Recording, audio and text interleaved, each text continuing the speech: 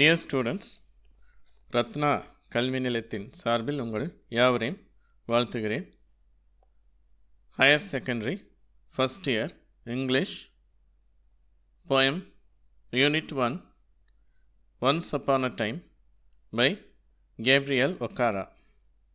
முதலாவது இந்த poem இதை நான் வாசித்துவிட்டு அதற்கு பிறகு உங்களுக்கு அதனுடைய தமிழ் விளக்கத்தை தருகிறேன்.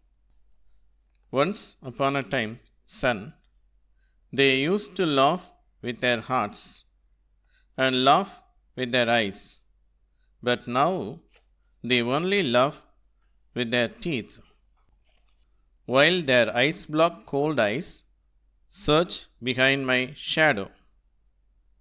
There was a time indeed they used to shake hands with their hearts, but that is gone, son.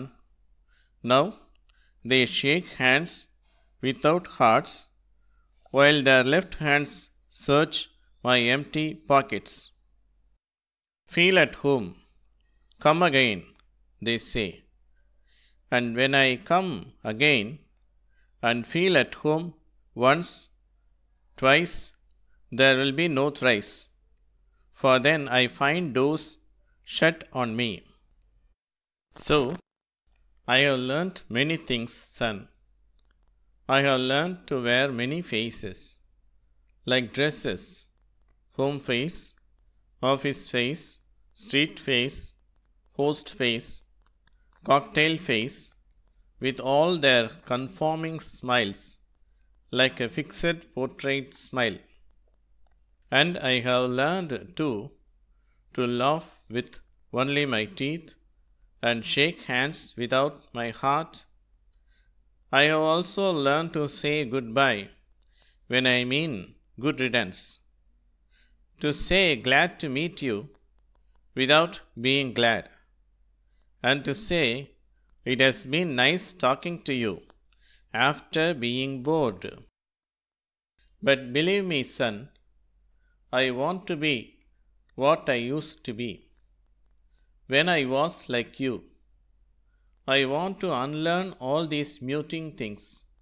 Most of all, I want to relearn how to laugh, for my laugh in the mirror shows only my teeth like snakes' bare fangs.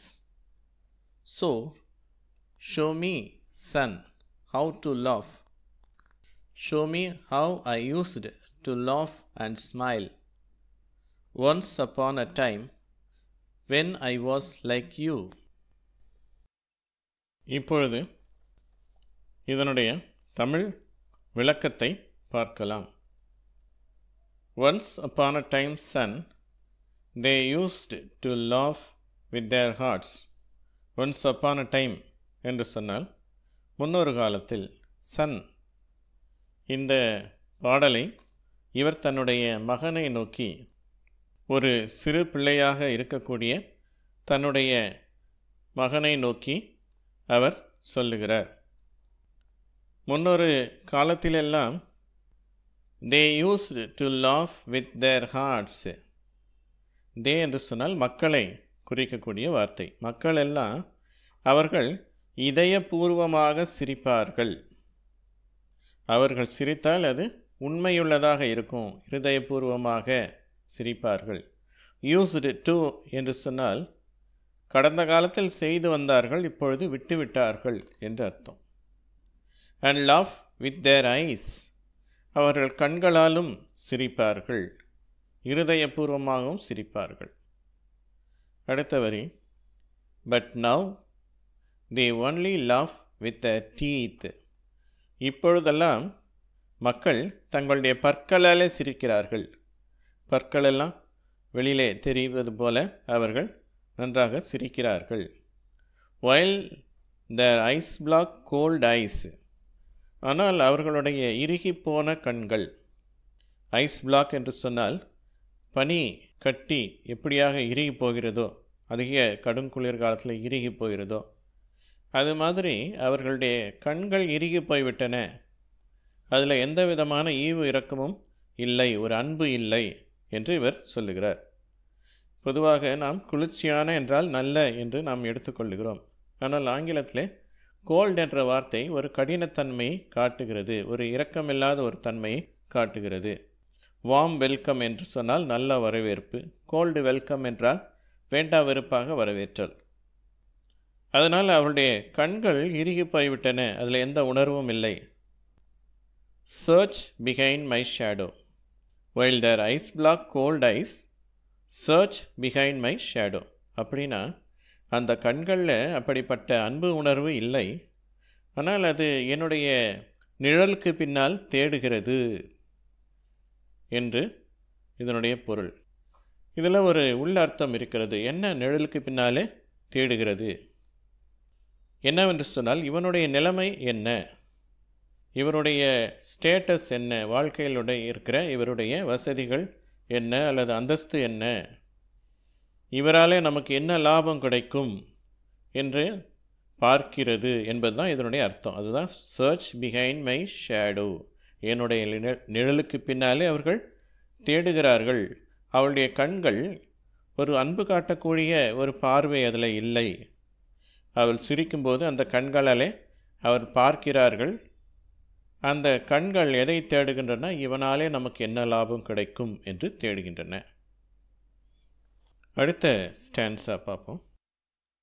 There was a time indeed they used to shake hands with their hearts. ஒரு காலம் இருந்தது, அப்பொழுது அவர்கள் இருதயபூர்வமாக கை குலுக்குவார்கள். ஷேக் ஹேண்ட்ஸ்னா கை குலுக்குதல். With their hearts, அதில் இருதயம் இருக்கும், ஒரு உணர்வு இருக்கும், உணர்வுபூர்வமாக அன்போடு அதை செய்து வந்தார்கள். But that is gone son, now they shake hands without hearts. That is கான்னா அந்த காலெல்லாம் போயிடுச்சு மகனே, அதெல்லாம் போயிடுச்சு, அந்த காலெல்லாம் போயிடுச்சு. இப்போ கை குலுக்குனா அது இதயபூர்வமாக இல்லை.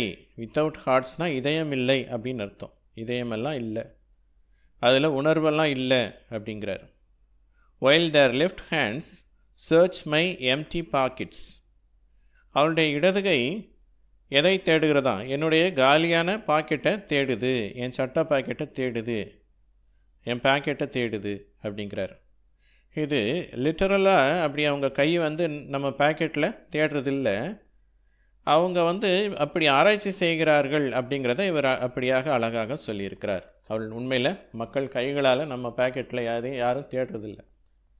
ஆனால் நம்மளுடைய நிலைமை, நம்ம சூழ்நிலையை பார்த்துட்டு இவன் பணம் உள்ளவனா இல்லாதவனான்னு சொல்லி பார்க்குறாங்க. தேர்ட் ஸ்டான்ஸா பார்க்கலாம். Feel at home, come again they say, and when I come again and feel at home once twice there will be no thrice. என்ன சொல்கிறாரு? மக்கள் எல்லாம் ஃபீல் அட் ஹோம் அப்படிங்கிறாங்களாம். உங்கள் வீடு மாதிரி நினச்சிக்கோங்க அப்படின்றாங்க. ஒருத்தருடைய வீட்டுக்கு போனால் அவங்க என்ன சொல்கிறாங்க? உங்கள் வீடு மாதிரி நினச்சிக்கோங்க. கம் அகெயின் அப்படின்னு அர்த்தம் மறுபடியும் வாங்க அப்படிங்கிறாங்க. வாயால் அது மாதிரி சொல்கிறாங்க. And when I come again and feel at home, மறுபடியும் அவங்க வீட்டுக்கு போனேன்னா அவங்க என்னுடைய வீடு மாதிரி நல்ல உரிமையோட பழகுனேன்னா, ஒன்ஸ் ட்வைஸ் ஒரு தடவை ரெண்டு தடவை, there will be no thrice மூணாவது தடவை அந்த மாதிரி போக முடியாது. For then I find those shut on me. நான் போனால் அவங்க வீடு எனக்கு மூடி இருக்குது, அவங்க வீட்டுக்கு என்னால் போவதற்கு முடியவில்லை, அவர்கள் அதை விரும்புவது இல்லை என்பது இதனுடைய பொருள். அடுத்த stanza. I have learnt many things, son. I have learnt to wear many faces. இவர் மகனை பார்த்து என்ன சொல்கிறாரு? நான் நிறைய விஷயம் கற்றுக்கிட்டேன் மகனே, நான் நிறைய முகங்களை அணிந்து கொள்ள பழகிவிட்டேன், ஒரு நேரத்துக்கு ஏற்ற மாதிரி முகத்தை நான் அணிந்து கொள்ளுகிறேன் அப்படின்னு சொல்லிட்டு வெவ்வேறு உணர்வுகளை காட்டக்கூடிய முகத்தை அணிந்து கொள்ளுகிறேன், அல்லது வெவ்வேறு சூழ்நிலைக்கு ஏற்ற ஒரு முகத்தை நான் வச்சுக்கிறேன், ஒரு நடிப்புக்காக முகத்தை அப்படியாக வச்சுக்கிறேன் அப்படின்னு சொல்கிறார். லைக் ட்ரெஸ்ஸை மாற்றுற மாதிரி நான் என் முகத்தை மாற்றுறேன். Home face, office face, street face, host face, cocktail face. இப்போ பல முகங்களை சொல்கிறாரு. ஹோம் ஃபேஸ்னால் வீட்டில் ஒரு மாதிரி முகத்தை வச்சுக்கிறேன். ஆஃபீஸ் ஃபேஸ், ஆஃபீஸில் முகத்தை ஒரு மாதிரி வச்சுக்கிறேன். ஸ்ட்ரீட் ஃபேஸ், தெருவில் ஒரு மாதிரி முகத்தை வச்சுக்கிறேன். ஹோஸ்ட் ஃபேஸ், ஹோஸ்ட்னா என்ன? ஒருவரை விருந்து கொடுத்து உபசரிப்பவர். நம்ம வீட்டுக்கு வரவங்கக்கிட்ட முகத்தை நம்ம எப்படி வச்சுக்கிறோம், அதுதான் ஹோஸ்ட் ஃபேஸ். அந்த மாதிரி விருந்தினருக்கு ஏற்ற மாதிரி ஒரு முகம். காக்டெயில் ஃபேஸ், காக்டெயில்னால் பலவும் கலந்த ஒரு கலவையான ஒரு முகத்தை நான் வைத்துக்கொள்கிறேன். With all their conforming smiles. கன்ஃபார்மிங்னா மற்றவர்களைப் போலவே, மற்றவர்கள் செய்வதைப் போலவே நானும் செய்து கொண்டிருக்கிறேன்றார். கன்ஃபார்மிங் ஸ்மைல், மற்றவங்க எப்படி ஒரு பொய்யா ஒரு புன்னகையை வைத்துக்கொள்வார்களோ அதே மாதிரி நானும் ஒரு புன்னகையை வைத்து கொண்டிருக்கிறேன் அப்படின்னு சொல்கிறார். இந்த விதமான முகத்தெல்லாம் வச்சுக்கிட்டு இந்த முகத்துலலாம் ஒரு கடமைக்காக ஒரு சிரிப்பை நான் வச்சுருக்கிறேன். Like a fixed portrait smile. ஒரு படம் எப்படி சிரிக்குமோ, படங்கள்லாம் வரையப்பட்ட படம் சிரிக்கிற மாதிரி படம் இருக்குது. அந்த படத்தில் எப்படி ஒரு புன்னகை இருக்குமோ அது மாதிரி ஒரு புன்னகையை என் முகத்தில் நான் வச்சுக்கிறேன் அப்படின்னு சொல்லி இவர் சொல்கிறார். And I have learned to love with only my teeth. And I have learn டுனா நானும் கூட கற்றுக்கிட்டேன் அப்படின்னு அர்த்தம். என்ன கற்றுக்கிட்டாரு? To love with only my teeth, என் பல்லில் மட்டும் காட்டி சிரிக்க கற்றுக்கிட்டேன் அப்படின்னு சொல்கிறார். அதாவது வெளித்தோற்றத்துக்கு நான் பல்ல காட்டி சிரிக்க தெரியும், ஆனால் அது உண்மையான சிரிப்பு இல்லை. And shake hands without my heart, கை குலுக்க கற்றுக்கிட்டேன். எப்படின்னா ஒரு இருதயபூர்வமாக இல்லாமல் ஒரு வெளித்தோற்றத்துக்காக கை குலுக்க கற்றுக்கிட்டேன். I have also learned to say goodbye when I mean good riddance. ஒருத்தர் நம்மக்கிட்ட பேசிட்டு பிரிஞ்சு போகும்போது நல்ல வேலையாக கிளம்புனான் அப்படின்ற ஒரு அர்த்தத்தோடு நான் குட் பை சொல்கிறேன். வெளியில் குட் பை அப்படின்னு சொன்னால் உன்னை வாழ்த்துகிறேன் அப்படின்னு சொல்லி வாழ்த்தி அனுப்புகிற மாதிரி அர்த்தம். ஆனால் மனசுக்குள்ளே என்ன நினைக்கிறான், இவன் போனால் சரிதான் அப்படிங்கிற மாதிரி நினச்சிக்கிட்டு வெளி தோற்றத்துக்கு வெளி வார்த்தைகளால் குட் பை அப்படின்னு சொல்கிறதுக்கு நானும் கற்றுக்கிட்டேன் அப்படிங்கிறாரு. To say glad to meet you, உன்னை சந்தித்ததில் ரொம்ப சந்தோஷம் அப்படின்னு சொல்ல கற்றுக்கிட்டேன். வித்தவுட் பீயிங் கிளாட், உண்மையிலே மனமகிழ்ச்சி இல்லாமலே உங்களை சந்தித்தது மனமகிழ்ச்சின்னு சொல்கிறதுக்கு நான் கற்றுக்கிட்டேன். மனசு அப்படி சொல்லாது, உங்களை சந்தித்தது எனக்கு சந்தோஷம்னு சொல்லாது. அப்படிப்பட்ட உணர்வு இல்லாமலேயே வெளியில் ஒரு வார்த்தைக்காக உங்களை சந்தித்தது ரொம்ப சந்தோஷம் அப்படின்னு சொல்கிற கற்றுக்கிட்டேன். And to say it has been nice talking to you after being bored. என்ன சொல்கிறாரா? It has been nice talking to you. உங்ககிட்ட பேசுனதே ரொம்ப அருமையாக இருக்குது அப்படின்னு சொல்ல கற்றுக்கிட்டார். ஆஃப்டர் பீயிங் போர்டு, ஆனால் உண்மையில் நல்லா போர் அடித்த பிறகு, ஆனால் இந்த மாதிரி வார்த்தையை மனசு ஒன்று சொல்லுது, ரொம்ப போர் அடிக்குது இவரோட பேசுகிறது. ஆனால் வெளி வார்த்தையில் என்ன வருது? உங்ககிட்ட பேசுகிறதே ரொம்ப அருமையாக இருக்குது, நல்லா இருக்குது அப்படின்னு சொல்லுது. இந்த மாதிரிலாம் நான் வார்த்தைகளை பயன்படுத்துறதுக்கு, வெளி தோற்றமாக பழகிறதுக்கு நான் கற்றுக்கிட்டேன் அப்படின்னு சொல்லி அவர் சொல்கிறார். அடுத்த ஸ்டான்ஸை பார்க்கலாம். But believe me son, I want to be what I used to be. என்னை நம்பு மகனே, நான் உண்மையில் என்ன ஆசைப்படுறேன், ஒரு காலத்தில் நான் எப்படி இருந்தனோ அப்படி இருக்கணும்னு ஆசைப்படுறேன். அதாவது ஒரு காலத்தில் கள்ளங்கபடம் இல்லாமல் மனதில் என்ன நினைக்கிறேனோ அதை வெளிப்படையாக சொல்லிகிட்டு இருக்கிற மாதிரி, அந்த மாதிரி எப்படி இருந்தனோ ஒரு காலத்தில் சின்ன பையனா சின்ன குழந்தையாக இருந்தப்போ எப்படி இருந்தனோ அப்படி இருக்கணும்னு நான் ஆசைப்பட்றேன்.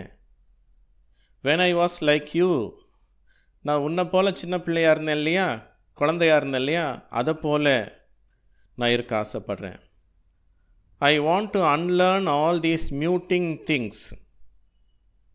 இப்போ இதெல்லாம் நான் கற்றுக்கிட்டதெல்லாம் நான் அன்லேர்ன் பண்ண விரும்புகிறேன். லேர்ன்னா கற்றுக்கிறது, அன்லேர்ன்னா அதுக்கு எதிரடையானது. நான் கற்றுக்கிட்டதெல்லாம் மனசுலேருந்து அழிச்சிடணும், அதெல்லாம் சுத்தமாக நான் மறந்துடணும்னு நான் விரும்புகிறேன். ஆல் தீஸ் மியூட்டிங் திங்ஸ், இந்த ஊமையாக்கக்கூடிய காரியங்கள். என்ன ஊமையாக்கக்கூடிய காரியங்கள்? மனதை வாயை மூடச் செய்யக்கூடிய காரியங்கள், மனசில் என்ன நினைக்கிறேனோ அதை சொல்லாமல் இருக்கக்கூடிய இந்த காரியங்கள், இதெல்லாம் நான் மனசை விட்டு எடுத்து போடணும் அப்படின்னு நான் விரும்புகிறேன். Most of all I want to relearn how to love, for my love in the mirror shows only my teeth like a snake's bare fangs. நான் இப்போ மறுபடியும் கற்றுக்க விரும்புகிறேன். ரீலேர்ன்னா என்ன அர்த்தம்? நான் திரும்ப கற்றுக்க விரும்புகிறேன். எதை கற்றுக்க விரும்புகிறேன்? ஹவு டு லவ், சிரிக்க கற்றுக்க விரும்புகிறேன். அதாவது உண்மையாக சிரிக்கணும்னு சொல்லி நான் கற்றுக்க விரும்புகிறேன். மனப்பூர்வமாக சிரிக்கணும்னு சொல்லி நான் கற்றுக்க விரும்புகிறேன் அப்படிங்கிறார். For my love in the mirror, ஏனென்று சொன்னால் என்னுடைய சிரிப்பு இப்போல்லாம் எப்படி இருக்குது, கண்ணாடியில் பார்த்தேன்னா என் சிரிப்பு எப்படி இருக்குன்னு சொல்கிறார். Shows only my teeth like a snakes bare fangs. அதில் என் பல்ல பார்த்தா எப்படி இருக்குது, கண்ணாடியில் பார்த்தா ஒரு பாம்புனுடைய அந்த கோரை பற்கள் அப்படியே 2 பல்லு நீட்டிகிட்டு இருக்கும் இல்லையா, விஷத்தை கொட்டக்கூடிய அந்த 2 பல்லு பாம்புக்கு நீளமாக இருக்கும் முன்னால், அந்த மாதிரி பாம்புனுடைய பற்களை போல் நீட்டிகிட்டு இருக்குது என் பல்லு அப்படின்னு சொல்லி சொல்கிறார். அதாவது இவர் கண்ணாடியில் முன்னால் நின்று சிரித்து பார்க்குறாரு. ஆனால் மனசாட்சியின்படி இது எப்படி தோன்றுது, பாம்பு சிரிக்கிறதுக்கு அந்த பயங்கரமான பல்லை காட்டி சிரிக்கிற மாதிரி இருக்குது, எனக்கு இது மாதிரி இருக்க விரும்பலை, நான் உண்மையாக சிரிக்க விரும்புகிறேன், கள்ளங்கபடம் இல்லாமல் சிரிக்க விரும்புகிறேன் அப்படின்னு சொல்லி அவர் சொல்கிறார். யார்கிட்ட சொல்கிறாரு? தன்னுடைய சின்ன குழந்தையாகிய மகன்கிட்ட சொல்ல விரும்புகிறார். So show me son how to love, எனவே மகனே எனக்கு எப்படி சிரிக்கிறதுன்னு காட்டு. அப்போ இவருடைய பிள்ளையை வச்சுக்கிட்டு, மகனை வச்சுக்கிட்டு, அது கள்ளங்கபடம் இல்லாமல் சிரிக்கிற அந்த குழந்தையை பார்த்துக்கிட்டு இவர் இதெல்லாம் சொல்கிறார். எனக்கு எப்படி சிரிக்கணும்னு நீ எனக்கு சொல்லுமா, எனக்கு காட்டுமா அப்படின்னு சொல்லி நான் கற்றுக்கிறேன் அப்படின்னு சொல்கிறார். Show me have I used to love and smile. நான் ஒரு காலத்தில் எப்படி செஞ்சிட்டு இருந்தேன், எப்படி நான் சிரிச்சிட்டு இருந்தேன், கள்ளங்கபடம் இல்லாமல் நான் சிரித்து கொண்டிருந்தேன், புன்னகை செய்து கொண்டிருந்தேன், அதை நீ எனக்கு காட்டு. Once upon a time when I was like you, முன்னொரு காலத்தில் நான் உன்ன மாதிரி இருந்தேன் இல்லையா, அப்பொழுது நான் செய்தது போல நீ எனக்கு இப்போது நீ சிரித்து காட்டு, உங்ககிட்டருந்து நான் கற்றுக்கிறேன் அப்படின்னு சொல்லி சொல்கிறார். இது ரொம்ப ஒரு அருமையான ஒரு போயம், நல்ல ஒரு அருமையான ஒரு கவிதை. இதில் தற்கால உலகத்தில் எப்படி மனிதர்கள் செய்கிற காரியங்கள், சிரிக்கிறதோ கை குலுக்கிறதோ மற்றவங்ககிட்ட பழகும்போது பேசுகிற பேச்சுகள், உபசரித்தல் எல்லாமே எப்படி ஒரு பொய்யாக மாறிவிட்டது, ஒரு மாயமாக மாறிவிட்டது, ஒரு வேஷமாக மாறிவிட்டது என்பதை குறித்து இவர் அழகாக எடுத்து சொல்லுகிறார். தான் பிள்ளைகிட்ட பேசுகிற மாதிரி இவர் தன்னுடைய மனதில் இருக்கிற கருத்தை அவர் சுட்டி காட்டுகிறார். இந்த உலகத்தினுடைய இன்றைய மோசமான நிலைமையை பற்றி அவர் அழகாக எடுத்துரைக்கிறார். இந்த போயம் உங்களுக்கு நல்லா புரிஞ்சிருக்கும்னு நினைக்கிறேன். இந்த விளக்கமும் உங்களுக்கு நல்ல பலனுள்ளதாக இருக்கும்னு நினைக்கிறேன். அடுத்து இதில் உள்ள மற்ற questions, reference to the context கொஸ்டினோ அல்லது பொய்டிக் டிவைசஸ், அந்த மாதிரி கேள்வியெலாம் நான் உங்களுக்கு சொல்லித்தரேன். இந்த காணொலியை கண்ட உங்கள் அனைவருக்கும் என்னுடைய நன்றியை தெரிவிக்கிறேன். நன்றி, வணக்கம்.